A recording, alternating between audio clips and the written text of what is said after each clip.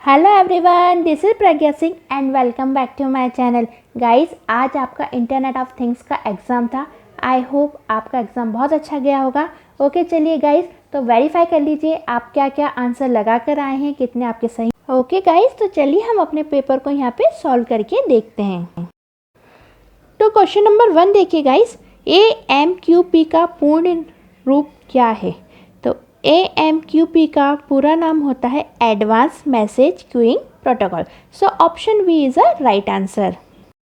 Question number 2 देखिए, IDE का पूर्ण रूप क्या है? सो IDE का पूरा नाम होता है integrated development environment. So option B is a right answer. IDE एक ऐसी एप्लीकेशंस होती हैं जिनकी सहायता से हम प्रोग्राम की कोडिंग लिख सकते हैं तथा सॉफ्टवेयर का निर्माण कर सकते हैं। नाउ क्वेश्चन नंबर 3 देखिए, कौन सी एक TCP/IP मॉडल की विशेषता नहीं है? TCP/IP मॉडल की कौन सी विशेषता नहीं है, दिए गए ऑप्शन में से आपको बताना है। तो ऑप्शन सुनिए। तो यहाँ पे देखिए, पहला ऑप्शन है कनेक्शन उन्मुखी प्रोटोकॉल। इसका मतलब होता है कनेक्शन ओरिएंटेड प्रोटोकॉल। तो ये ऑप्शन बिल्कुल सही है। TCP/IP हमारा कनेक्शन ओरिएंटेड प्रोटोकॉल होता है। सेकंड, प्रवाह नियंत्रण लागू करना, जिसको आप बोल सकते हैं फ्लो कंट्रोल करना। ठीक है। तीसरा देखिए, एक लचीली वास्तुकला के लिए समर्थन, यानी एक फ्लेक्सिबिलिटी आर्किटेक्चर को फॉलो करता है। तो यहाँ पे दिए गए 3 ऑप्शन देखिए। पहला है कनेक्शन ओरिएंटेड यानी कनेक्शन उन्मुखी प्रोटोकॉल, ये बिल्कुल सही है। TCP/IP हमारा कनेक्शन ओरिएंटेड प्रोटोकॉल होता है। दूसरा ऑप्शन प्रवाह नियंत्रण लागू करना, बिल्कुल सही है। TCP/IP जो फ्लो होता है डाटा उसको पूरी तरीके से नियंत्रण करता है। ठीक है, यानी फ्लो कंट्रोल का वर्क करता है। थर्ड देखिए, एक लचीली वास्तुकला के लिए समर्थन। हाँ, लचीली वास्तुकला मतलब एक फ्लेक्सिबल आर्किटेक्चर को सपोर्ट करता है। ये ऑप्शन भी बिल्कुल सही है। जो TCP/IP है एक फ्लेक्सिबल आर्किटेक्चर को सपोर्ट करता है। फोर्थ नंबर पे आता है अविश्वसनीय यानी अनरिलायबल। क्या TCP/IP मॉडल अविश्वसनीय है? हम जो इंटरनेट पे वर्क करते हैं आजकल वो TCP/IP मॉडल पे वर्क करते हैं, तो क्या अविश्वसनीय है? नहीं, ये रिलायबल है। ठीक है। तो जो पूछा ये गया है कि कौन सी विशेषता नहीं है। ठीक है, तो यहाँ पे option D is the correct answer. TCP/IP model बहुत रिलायबल होता है। नेक्स्ट 1.4 देखिए, निम्नलिखित में से कौन सी चीज़ें किसी व्यक्ति के व्यक्तित्व विकास पर प्रभाव डालती हैं? तो इसका जो सही आंसर है वो होगा ऑल ऑफ द अबव। उपरोक्त दिए गए सभी पॉइंट्स व्यक्ति के व्यक्तित्व के विकास पर प्रभाव डालती हैं। नेक्स्ट 1.5 देखिए, यदि आपको प्राप्तकर्ता का नाम नहीं पता तो आप पत्र को कैसे बंद करेंगे? कैसे बंद करेगा मतलब है कि आप कोई लेटर लिख रहे हैं तो सबसे लास्ट में आप क्या चीज़ लिखेंगे। तो ये चीज़ आप बहुत छोटे से देखते हुए आ रहे हैं, बहुत छोटे से हम यूज़ कर रहे हैं। हम किसी को लेटर लिखते हैं, कोई एप्लीकेशन लिखते हैं, तो हम मोस्ट ऑफ दी सबसे लास्ट में यूज़ करते हैं your faithfully. So option C is a right answer, your faithfully. Next 1.6 देखिए, स्वचालित रूप से संचार करने के लिए IoT से जुड़े उपकरणों की भारी संख्या इसे कहा जाता है। ये वाला क्वेश्चन गाइस हमने जो इम्पोर्टेंट MCQ पढ़े थे उसमें भी दिया हुआ था। ठीक है, तो आई होप आंसर आपको पता होगा। ठीक है गाइस, तो स्वचालित रूप से संचार करने के लिए ITO में यूज़ होने वाले जो उपकरण हैं, भारी संख्या में यूज़ होती हैं उपकरण हैं, तो ऐसे सिस्टम को हम कहते हैं machine to machine. So option B is a right answer. Next 1.7, IoT सुरक्षा प्रबंधन में शामिल है। ये क्वेश्चन भी गाइस हमारे इम्पोर्टेंट क्वेश्चन में था। यदि आपने पढ़ा होगा तो आप इसका आंसर बिल्कुल सही करके आए होंगे। ठीक है, सो IoT सुरक्षा प्रबंधन में क्या शामिल होता है? तो IoT की सुरक्षा प्रबंधन में शामिल होता है हार्डवेयर के साथ सुरक्षा, यानी जो भी आपके उपकरण हैं उनके साथ एक प्रॉपर सिक्योरिटी या सुरक्षा का प्रबंधन होना जरूरी है। नेक्स्ट 1.8 देखिए, IoT डेटा स्केलेबिलिटी में डैश शामिल है। तो गाइस यहाँ पे सुनिए, IoT डेटा स्केलेबिलिटी में डेटा स्टोरेज शामिल होता है। ठीक है, so option D is a right answer. Next देखिए गाइस, आईओटी में सभी उपकरणों को जोड़ने के लिए किस प्रोटोकॉल का उपयोग किया जाता है? तो इसका सही ऑप्शन है गाइस ऑप्शन नंबर ए यानी TCP/IP। TCP आईओटी के सारे उपकरणों को जोड़ने के लिए TCP/IP प्रोटोकॉल का यूज़ किया जाता है। So option A is the correct answer. Next 1.10 dash निम्न ऊर्जा रेडियो संचालन को सपोर्ट करता है। तो सबसे कम ऊर्जा रेडियो संचालन को कौन सपोर्ट करता है? ये भी गाइस हमने अपने मोस्ट इम्पॉर्टेंट क्वेश्चंस में पढ़ा था। ठीक है, तो आई होप आपको इसका आंसर पता होगा। सो इसका राइट आंसर है ब्लूटूथ। ब्लूटूथ निम्न ऊर्जा रेडियो संचालन को सपोर्ट करता है। यदि गाइस यहाँ पे निम्न पावर पूछा जाता है कि कम पावर कम पावर संचालन को कौन सपोर्ट करता है, उस कंडीशन में आंसर ए होता। कई बच्चे इसमें कंफ्यूज थे। ठीक है, पावर पूछा जाता तो ए होता, लेकिन यहाँ पे ऊर्जा रेडियो संचालन पूछा जा रहा है, तो इसका करेक्ट आंसर ब्लूटूथ होगा, यानी option D is the right answer. Now true false देखिए। 2.1 कह रहा है MQTT एक ट्रांसपोर्ट लेयर प्रोटोकॉल है, तो ये ऑप्शन गलत है। MQTT ट्रांसपोर्ट लेयर प्रोटोकॉल नहीं होता। नाउ सेकंड देखिए 2.2। 2.2 कहता है RFID एक वायर्ड संचार विधि है, तो ये भी गलत है। RFID एक वायर्ड संचार विधि नहीं है, बल्कि ये वायरलेस होता है। नेक्स्ट, माइक्रो कंट्रोलर का उपयोग स्मार्ट फ्रिज में फंक्शन को नियंत्रित करने के लिए किया जाता है। ये ऑप्शन बिल्कुल सही है। जो आपके स्मार्ट फ्रिज आ रहे हैं, नए जो फ्रिज हैं एडवांस फ्रिज, उनमें माइक्रो कंट्रोलर का यूज़ किया गया है, जिसके द्वारा वो फंक्शंस को क्या करता है, कंट्रोल करता है। 2.4 देखिए, आर्डिनो बोर्ड में मेमोरी नहीं है। तो गाइस ये एकदम फॉल्स है। हमने इसको बार बार अपने लेक्चर के दौरान डिस्कस किया है कि आर्डिनो बोर्ड में मेमोरी होती है। हमने कुछ प्रैक्टिकल्स बनाई, उसमें मेमोरी लोकेशन क्रिएट भी किए हैं, और उस समय हमने डिस्कस भी किया है कि आर्डिनो बोर्ड के अंदर जो मेमोरी है उसमें से हम एक छोटे से स्पेस को घेरते हैं ताकि उसके अंदर करंट की वैल्यू को स्टोर करा सकें। ठीक है, हमने वेरिएबल बनाकर भी देखे थे और उस दौरान हमने ये सारी चीज़ें डिस्कस की थी। ठीक है, सो 2.4 में आर्डिनो बोर्ड में मेमोरी नहीं होती, ये एकदम गलत है। आर्डिनो बोर्ड में मेमोरी होती है। सो 2.4 का आंसर फॉल्स है यहाँ पर।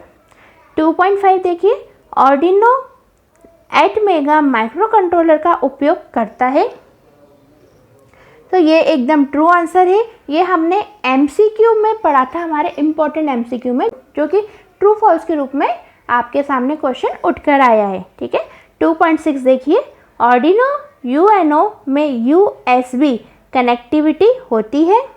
हाँ, बिल्कुल होती है। हमने प्रैक्टिकल के दौरान USB के द्वारा आर्डिनो बोर्ड को बाकायदा कनेक्ट करके देखा है सिस्टम से, और है ना, तो USB केबल होती है आर्डिनो बोर्ड में, जिसके द्वारा वो लैपटॉप से या कंप्यूटर से यानी कंप्यूटर के CPU कैबिनेट से डायरेक्ट कनेक्ट होता है। ठीक है, सो 2.6 इज अ ट्रू।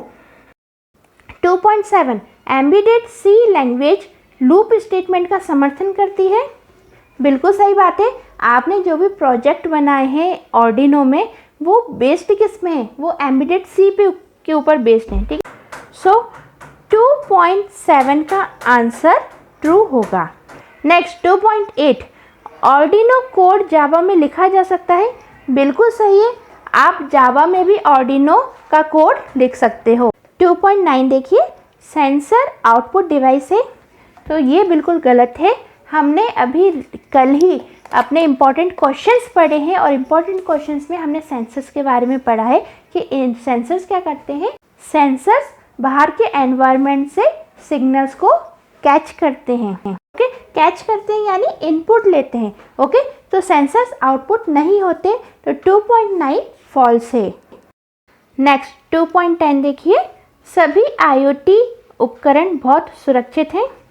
तो देखिए ये फॉल्स होगा।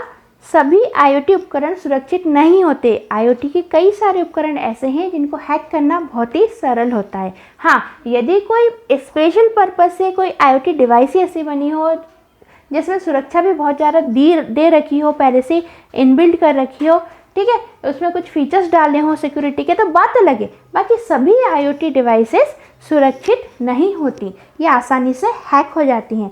सो 2.10 भी फॉल्स है। मैच द फॉलोइंग में देख लीजिए, 3.1 का जो सही मैच है वो I है, 3.2 का सही मैच G है, 3.3 का सही मैच H है। इसी प्रकार 3.4 के लिए L सही आंसर है, 3.5 के लिए D सही आंसर है, 3.6 के लिए C सही आंसर है, 3.7 के लिए A सही आंसर है, 3.8 के लिए G सही आंसर है, 3.9 के लिए E सही आंसर है और 3.10 के लिए F सही आंसर है। Next fill in the blanks देखते हैं guys. Fill in the blanks में 4.1 देखिए, ऑर्डिनो डैश एक एकीकृत वाईफाई मॉड्यूल के साथ, ऑर्डिनो के साथ यहाँ पे लिखा आएगा यूनो, जो कि आपने यूज़ किया है प्रैक्टिकल के दौरान, देखा है कई बार, ठीक है। सो ऑर्डिनो यूनो एक एकीकृत वाईफाई मॉड्यूल के साथ होता है। ओके, तो सुनिए, डैश एक सीरियल बोर्ड है जो ऑडियो और कंप्यूटर के बीच में संचार की अनुमति देता है। तो इसका सही आंसर होगा ऑप्शन नंबर F, USART। 4.3 देखिए, LDR एक डैश सेंसर है, इसका सही आंसर होगा प्रकाश तीव्रता, ठीक है। सो जो LDR होता है वो प्रकाश तीव्रता का सेंसर है। नेक्स्ट 4.4 देखिए, पर्सनल कंप्यूटर डैश का उपयोग करते हैं, तो इसका राइट आंसर होगा C, ठीक है। जो भी आपके पर्सनल कंप्यूटर होते हैं उसमें माइक्रो प्रोसेसर का यूज़ होता है। नेक्स्ट देखिए, ऑर्डिनो की डिजिटल पिंस में केवल डैश वैल्यू हो सकती है। बताइए, ऑर्डिनो की जो डिजिटल पिन है उसमें डैश वैल्यू हो सकती है, यानी क्या आएगा, कितनी वैल्यू हो सकती है बताइए। हमने काफ़ी प्रैक्टिकल्स कर लिए हैं इनके ऊपर। देखिए, डिजिटल पिंस की बात की जा रही है। डिजिटल पिंस मतलब डिजिटल पे वर्क होना। अब डिजिटल जो है वो आपके दो ही सिग्नल्स पे वर्क करता है, या तो ऑन या फिर ऑफ, यानी 0 या फिर 1।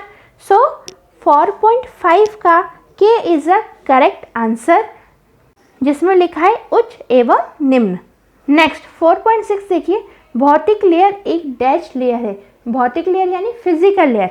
तो फिजिकल लेयर किसकी लेयर होती है? तो भौतिक लेयर एक OSI लेयर है, यानी ये OSI में से, जैसे OSI की 7 लेयर है तो 7 लेयर में से एक लेयर है ये, जो कि सबसे पहली लेयर होती है और इसको हम फिजिकल लेयर भी कहते हैं, ठीक है। सो भौतिक लेयर एक OSI लेयर है, यानी 4.6 का सही आंसर है M। नेक्स्ट, आर्डिनो बोर्ड में अन्य उपकरणों के नियंत्रण के लिए डैश होता है, ठीक है। आर्डिनो बोर्ड में अन्य उपकरणों के नियंत्रण के लिए डैश होता है। तो नियंत्रण करना यानी कंट्रोल करना, तो नाम से समझ में आ रहा है कि ऑप्शन में एक ऑप्शन है, जो कि फिल इन द ब्लैंक में एक ऑप्शन है माइक्रो कंट्रोलर, ठीक है। तो इसका सही आंसर होगा माइक्रो कंट्रोलर, मीन्स 4.7 का सही आंसर होगा D। नेक्स्ट 4.8 देखिए, आर्डिनो बोर्ड पर ADC का उपयोग डैश सिग्नल को डिजिटल सिग्नल में बदलने के लिए किया जाता है। तो बताइए ऐसी कौन सी चीज़ है जो, तो बताइए कौन सा सिग्नल है जो डिजिटल सिग्नल में बदले जाते हैं। ओके, सो 4.8 का करेक्ट ऑप्शन होगा G, analog signal. Analog signal को ही डिजिटल सिग्नल में कन्वर्ट किया जाता है। 4.9 देखिए, COAP डैश प्रोटोकॉल द्वारा समर्थित है। तो 4.9 का सही आंसर होगा ऑप्शन नंबर A, यानी UDP। नेक्स्ट देखिए 4.10, OSI मॉडल ट्रांसपोर्ट लेयर केवल डैश है, ठीक है। तो यहाँ पे सही आंसर होगा ऑप्शन नंबर B, यानी OSI modal transport layer cable connection oriented है। ये दोनों चीज़ें, यानी OSI मॉडल और ट्रांसपोर्ट लेयर दोनों ही कनेक्शन ओरिएंटेड प्रोटोकॉल होते हैं, यानी कनेक्शन उन्मुखी होते हैं। ओके गाइस, तो ये थे हमारे 40 मार्क्स के न्यू टाइप। अब आप मुझे कमेंट बॉक्स में ज़रूर बताइएगा आपके कितने क्वेश्चंस सही हुए हैं, कितने मार्क्स आपके बन रहे हैं। ओके गाइस, तो यदि आप चैनल पर नए हैं तो चैनल को ज़रूर सब्सक्राइब कीजिए, और आप जनवरी 2022 के लिए तैयारी कर रहे हैं तो चैनल को ज़रूर सब्सक्राइब कीजिए। चारों सब्जेक्ट की प्लेलिस्ट हमारे चैनल पे अवेलेबल होने जा रही है जनवरी 2022 के लिए। ठीक है, अभी आप विजिट कर सकते हैं channel. Okay guys, so thank you so much. मिलते हैं नेक्स्ट लेक्चर में। Bye bye.